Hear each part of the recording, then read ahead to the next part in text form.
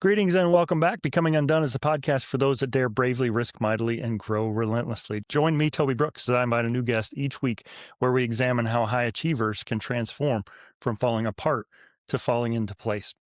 Friends, welcome back to Becoming Undone, the podcast where we explore the moments that break us, shape us, and ultimately help us become who we were meant to be. Today, I'm honored to welcome someone whose story is known by millions, but whose greatest victories actually happened long after the final out. Darryl Strawberry is a 4-time World Series champ, 8-time Major League Baseball All-Star, and one of the most electrifying power hitters of the game.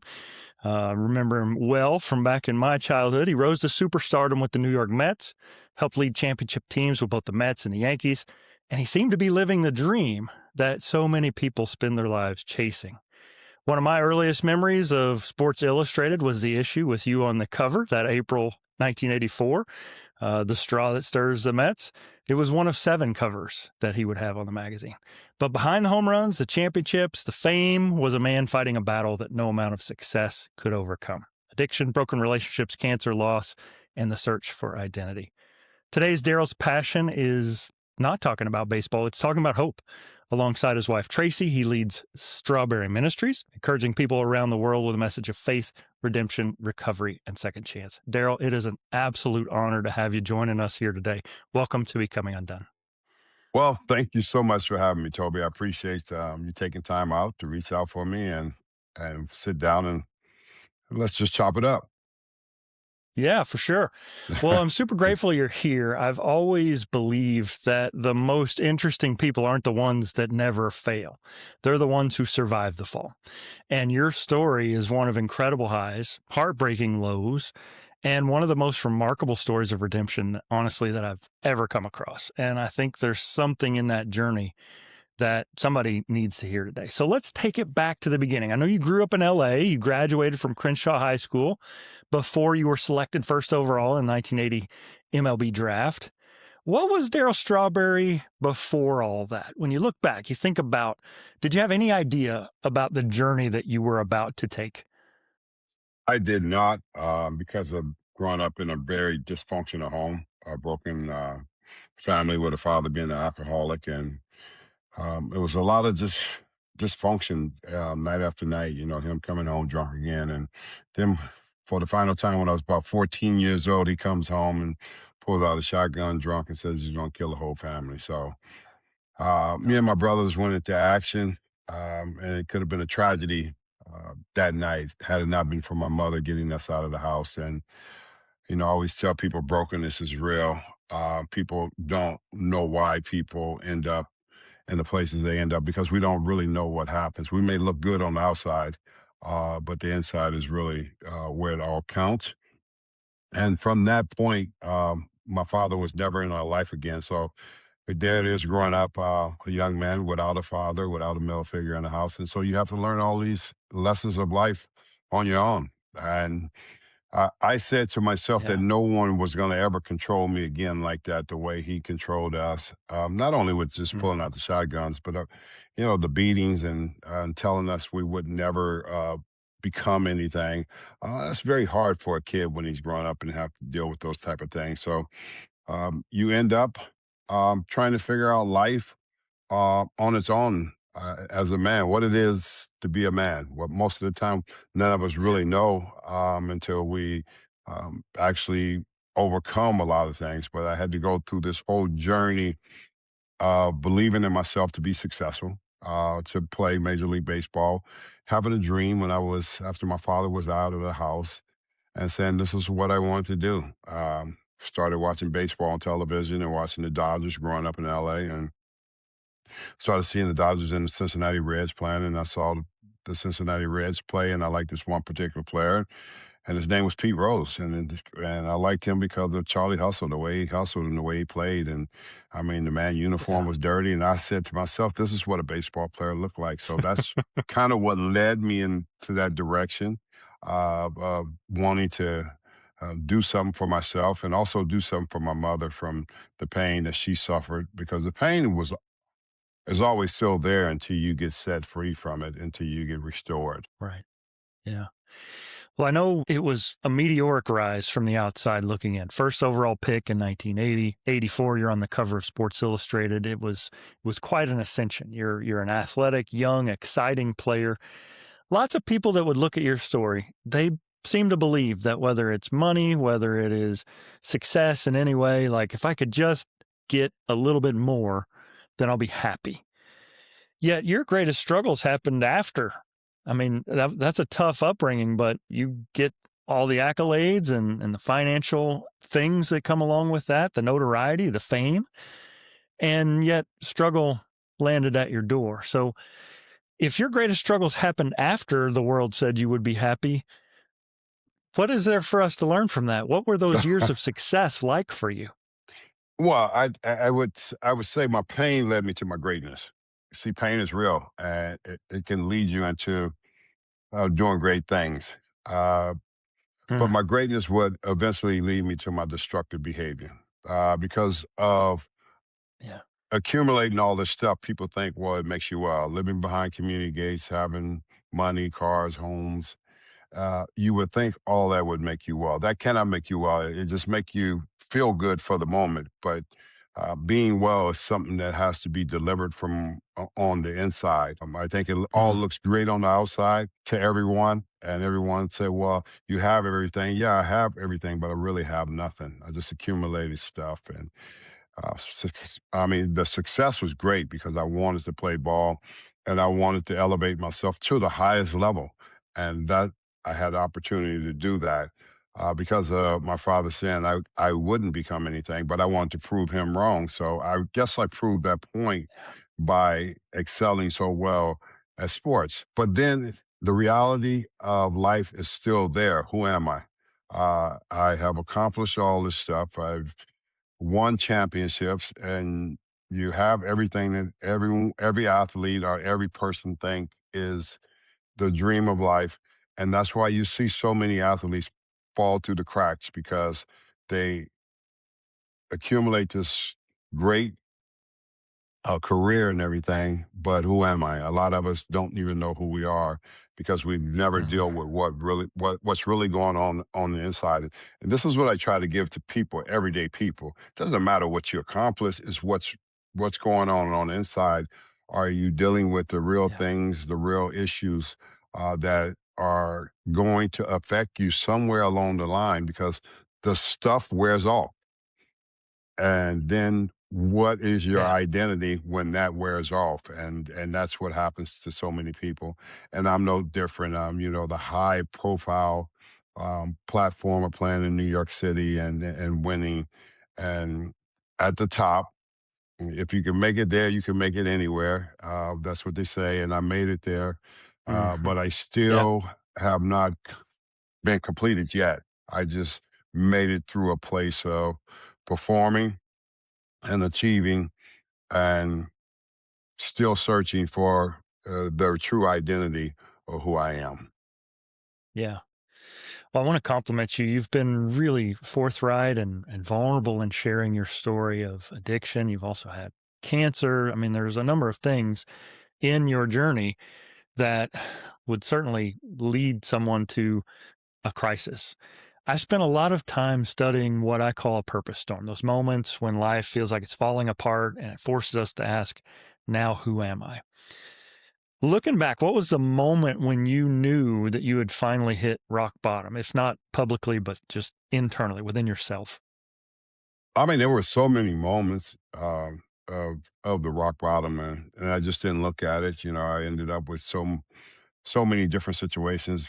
Being incarcerated, that could have been one. Ended up in the Florida State Prison with a T-17169 because of addiction. And that still didn't stop me after I got out, after I did 11 months, and I still came out and I struggled even more with addiction and hadn't let go of it because I hadn't really dealt with the broken pieces of me on the Yeah. inside. And I think that's what happened to so many people. We cover up everything with everything that we think is good.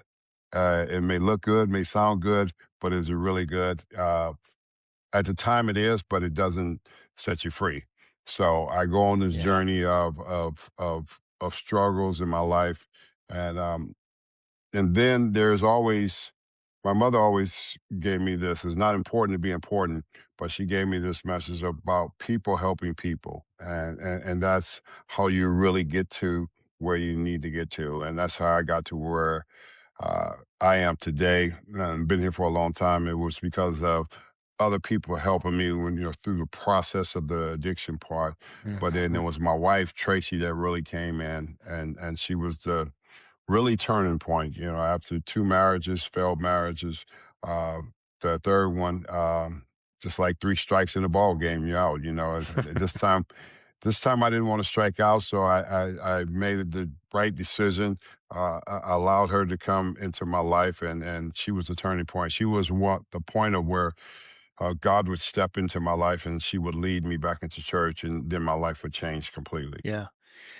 The baseball lover in me, two strikes, you got to have an approach, right? Like you you have Yeah. you've managed to step to the plate and you have an approach now for sure.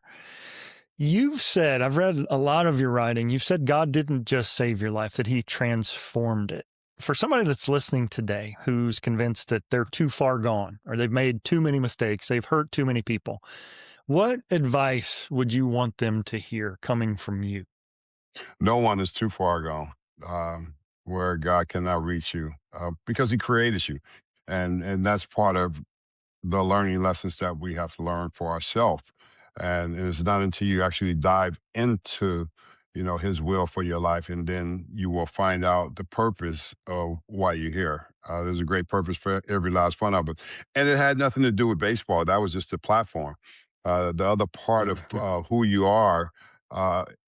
Is to be used by him, once you submit yourself to him. And that's what I had to go through. I had to go through this long journey of discipleship and studying and learning the word of God and sitting. I sat for 7 years. Like I have to say, a lot of people can't even sit for 7 minutes without trying something else to try to fix themselves. So it's what you call discipline. I discipline myself um, and being with God, and then He transformed me from the inside to the outside. That's what I look like on the inside more than with the outside, because the outside can look great, but what is your inside really all about? And that's where the transformation comes in, and He does a work inside of you, and He sets you in a position to be a vessel for Him to encourage people, no matter how far you have fallen down. He still can pick you up and use you for his glory. And that's Yeah. what most people fail to Mhm. realize. You can be used. It doesn't matter what you've done and where you at. Uh, right where you at, even behind a prison gate, what places I go, you still could be transformed, because at the end of the day, that's his greatest gift is to transform us and bring your story from the mess to the message to help somebody else. Mm. Yeah, that's so well said. I'm reminded of several guests I've had on this show, whether they're former military, I've had Navy SEALs, high level Olympic athletes, NFL, MLB, uh, Grammy award winning artists, different in all walks of life, but a consistent story about what being at that summit, being at that mountaintop. You were one of the most recognizable figures in all of sport at the peak of your career. But a lot of times it's performative. You are Darryl Strawberry the man, or are you Darryl Strawberry the baseball player? Or are you Darryl Strawberry the celebrity? Talk me through what that kind of peak of your celebrity was like for you internally. Maybe the things that people wouldn't have known about you in that moment, in that season. Well, I'm just Darryl Strawberry, the baseball player, with a man with a uniform on. And the uniform belongs to the Mets, Yankees, Dodgers, Giants, whichever uniform you wear.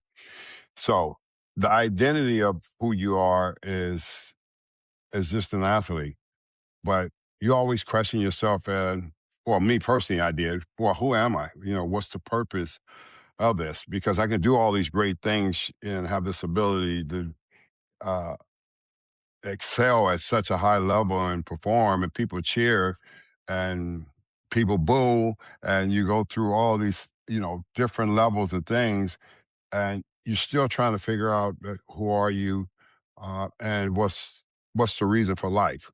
Um, you reach that point when you get older and realize at some point that sports is going to be over one day. The uniform is going to be off one day. Now you truly have to find out who you are. You have to identify yourself. I'm not what I used to do. I am who I am today. And I've identified Yeah. myself at a whole different place of, being set free and being rescued, redeemed, and restored, and being able to share the true meaning of life to people, that you can go through things, but it doesn't mean your life is over. You still have the ability to Yeah. allow your life to be changed, to go back and really be able to encourage and help the multitude of people. Because when we live in the culture we live in, there's a lot of brokenness out there, and people are searching for so many things to try to make them well. If I had just a little bit more of this, a little bit more of that. No, if you truly find Christ in your life and find peace in your life, then you will become the person that you always wanted to be. That's what I sit here and feel about myself today. It's not that I'm trying to throw my faith on anybody. It's just what I always wanted to be. This is what I was looking for when I was playing baseball. I saw it in other Right. players, but I just wasn't doing what they were doing. And I was always doing the opposite. And when you're doing the opposite, there's consequences behind your actions when you're doing the opposite of what you really need Hmm. to be doing. Yeah. I think that is a great lead into my next question. I know what I've read of your story. Certainly, there were seasons of tremendous setback, drug addiction, and the incarceration, those types of things. And certainly a story of redemption. I've watched videos of you speaking at churches and sharing with others about what this journey has done. But one thing I don't think we talk about enough is self-forgiveness. And a lot of times in Christian circles, it's easy to believe that God forgives us. At least this has been my experience. But yet harder still for us to forgive ourselves. Talk to me about that. Was that part of your journey? Have you done work with reconciling with perhaps the people or the things that you've done in your past that might have led others to pain? Of course. I mean, I think that's the most important part of it. You have to go back and extend that to others, and ask them to forgive you. That's how you forgive yourself, because we have wronged someone too. Two wrongs don't make a right. And I think a lot of times that's what people think. Was it's their fault. They did this to me and I did this. But we both did something. And it's the one that has the courage to go back and say, I'm sorry, I'm wrong. And I did that with my first wife. I did it with my second wife. I made amends to them and told them. And then I went and extended it to my father too. Even though the fact that he may have been wrong, I was wrong too, for keeping him out of my life and my career and not knowing his grandkids. So that's pretty selfish, of myself. So that doing all that, that's how you get free, and that's how the freedom comes. And I think a lot of people don't ever experience that, because guess what? They're always holding somebody else hostage for what they have done, and we always forget that we have done something too. And self forgiveness only Yeah. comes when you release other things Mm. that you have done to others. Yeah. Otherwise, it's just kind of a get out of jail free card. I mean, you have to do that inner work in order for that to really matter. I recently encountered I think it's a Hawaiian tradition where we share with others, thank you, I love you, I forgive you, will you forgive me? And it's such a simple, concise way of reconciliation and how it can be used to connect us to others. Selfishly, I'm an athletic trainer. I worked briefly in minor league baseball, worked in the NFL. This is kind of an oddball question, but what's the best memory you have of an athletic trainer in your life back in your playing days? um, I think the best thing I could say about trainers is they keep you well, and that's the most important thing as an athlete, is staying well, staying healthy. And I was one of those guys that they kept me well. I stayed away from a lot of injuries because of that, the stretching, and just the different things that they do to take care of you, take care of your body, because your body goes through a lot. And if you don't take care of it and you don't allow the trainers to help you through that process, you're going to find yourself having a lot of injuries. And a lot of guys end up with a lot of injuries because they don't do enough with the trainers. And I was always grateful for the fact that I can go in and allow the trainers to dig into those knots in my shoulder or neck or back, because I needed to get them out because of running out there every day. It's physically hard on your body. And I think most people don't realize Yeah. how important trainers are. They're more important than sometimes the coaches. The coaches are great, but if you're not healthy, the coaches can't help you. So, I mean, I always looked at the trainers as Yeah. the person that's going to keep me on the field and keep me going. Right. Yeah. That old adage, can't make the club in the tub. Yeah. Got to get right to stay right. Again, we're talking with Yes. 8-time All-Star, 4-time World Series champion, Darryl Strawberry.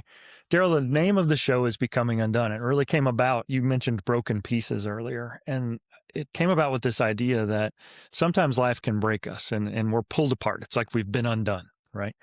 And where the true meaning and the purpose in our life is when we realize that we've got something left unfulfilled, a purpose left undone.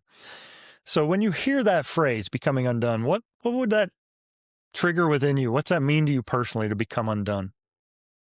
I'm grateful because it's all part of life. It's all part of the journey that everyone that comes here is going to have to go through something. You're going to have to face some challenges. You're going to have to face some adversities. And if you can't deal with them, you can't overcome them, you will become undone. It will defeat you. And I think that was the most important thing that I learned is even though I'm going through some things, you don't quit because you never know what the miracle could be on the other side. I think everything here in life that we have to go through is is part of the lessons that we have to learn. And I think a lot of times people don't want to learn the lessons and they they give up. It's those that don't give up Yeah. are the ones that win. And I think that's why I'm sitting here today in the winner's chair of life is because I didn't give up. Yes, I went through a lot of things Yeah. publicly, but the platform I have now publicly is greater than what I went through. And so that's why I would encourage people, don't ever allow yourself to say, well, why me? Why not me? Because you never know what your victory will turn into. And when you do receive your victory of life, now you're able to help the multitude of other people for Yeah. those that are struggling out there. Yeah. Well, we'll definitely get to what you're doing today. But before we go there, you went from first overall pick and this meteoric rise. And a lot of athletes, they might know when their contract is up, but you don't necessarily know when it's really going to end. And kind of way leads to way.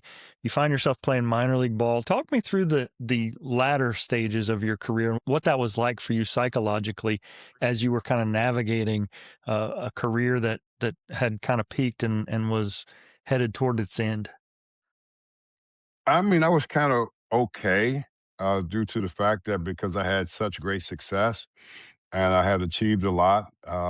And that's the main goal of getting into playing sports is to be able to achieve and excel.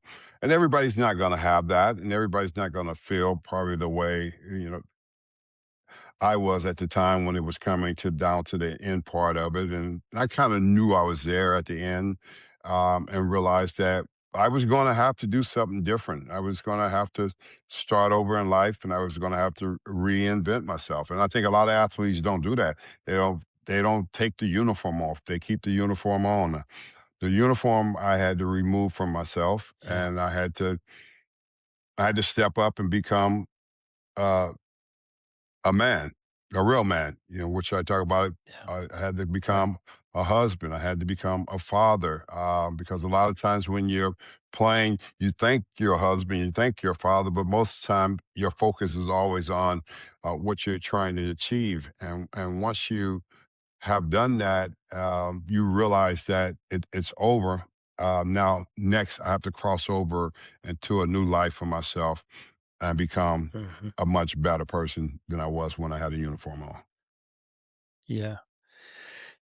I've had guests talk about they ended their military career and they go from being, this high ranking person in the military on a Friday to just being a citizen on a Monday. And that's really stuck with me. And I've heard this from athletes. Like you go from being this superstar on one day to just being, air quotes, just being, a regular non athletic person. Did you have a take the jersey off kind of moment? Was there a grieving or a separation from that athletic identity, or were you on to that next thing?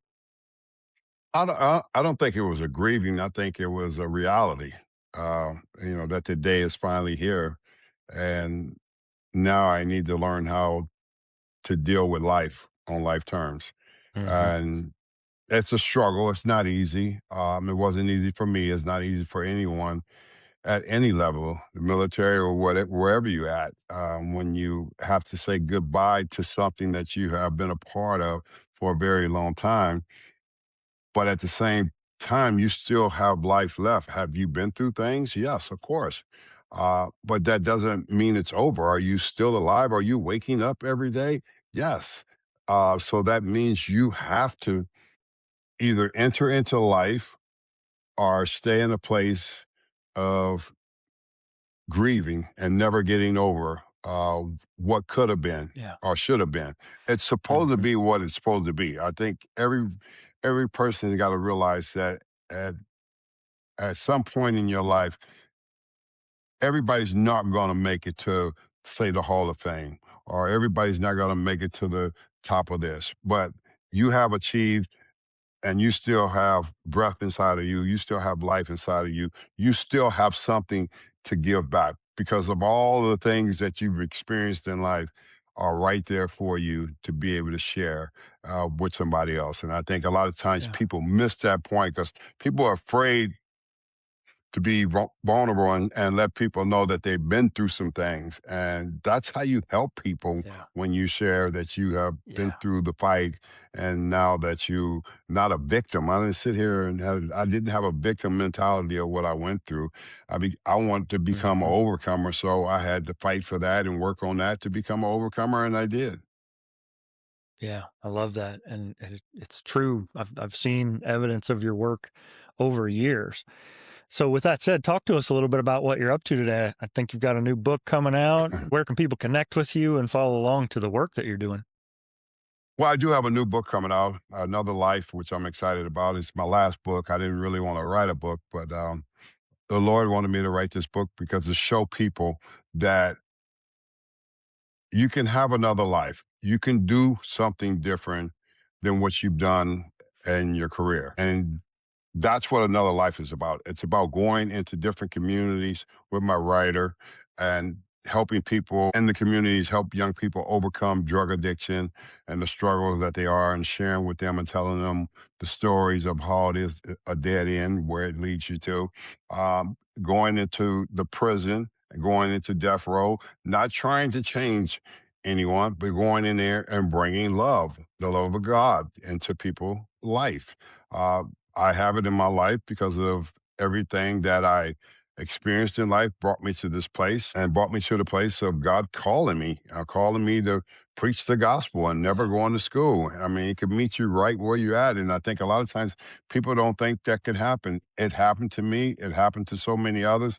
And you have a message to carry, not for yourself, but for God and people to show that his grace is sufficient no matter what you've been through. I'm a prime example of that. And, if folks want to follow me, you can follow me on Darryl Strawberry 18. My Instagram, I try to create positive affirmation for people to help people and encourage people and show that once upon a time I was down in the pit and God took me from the pit and put me into the pulpit to preach his message, which is the good news, the gospel, to bring That's love to good. people.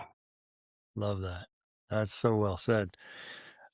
I'm rolling this one out just for you. I'm 160 plus episodes deep in the show, but I've never done this before. So bear with me. This is rapid fire. I'm just going to list a question. I want you to just give me whatever comes to mind. You ready? Yeah, we're ready. All right. What's something people would be surprised to learn about you? That I'm very humble. Awesome. What makes you laugh every single time? My kids. If you weren't a baseball player, what do you think you would have been? That's a good one.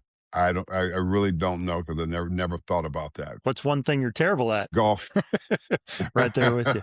What's something that your wife Tracy teases you about regularly? She doesn't really tease me about it. She always encouraged me more than anything because I'm always, you know, That's just always laying around and just lazy, being lazy.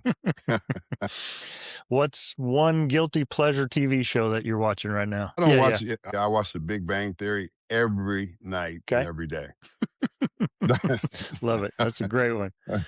Last one. What's one thing today that 25-year-old Darryl Strawberry would never have believed about the man that he's become? I would never believe that I would be called and have a platform to stand on and preach God's word and never been to school. He called me completely where he called me from and qualified me to do it. That's pretty amazing. I would have never Yeah. thought of that at the age of 25, but that's where I would be from the career and the trials and the tribulations.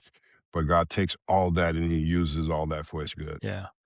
Well, Darryl, I want to thank you so much. You're doing great things. I watched the All the Smoke with you, and just the platform that you've built. I always say this: a lot of my guests, you wouldn't have chosen the path that you had to go to get there, but that's made you uniquely a one of one. You're able to speak to things that other people can't. So I really want to applaud you for that.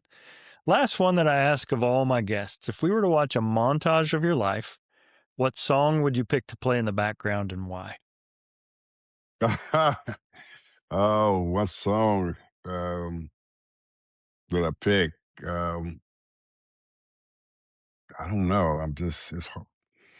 It's hard to pick a song now, because I'm more into faith, and I would pick a song that I've been redeemed, um, Yeah, a song like that more than anything because of everything that everybody saw. And my life has been really transformed and redeemed to stay on the yeah, platform and to love people and bring hope. yeah. I love that. What was your go-to walk-up back in the day? I did not have a go-to walk up. I just wanted to walk up and I wanted to get busy. It wasn't really a lot of walk up Just songs. do the job. Yeah, yeah, yeah. It wasn't really a lot of Yeah, walk up yeah, that songs was back kind in of those before that days. era, huh? Yeah, it was just kind of really I didn't really think about a song or anything like that. I thought about just taking care of business. Just doing the job. I appreciate that. Well, last little bit, I always stitch this in. If you could just introduce yourself quickly and say, "And I am undone." Hey, this is Darryl Strawberry, and I am undone. It's awesome. Thank you so much.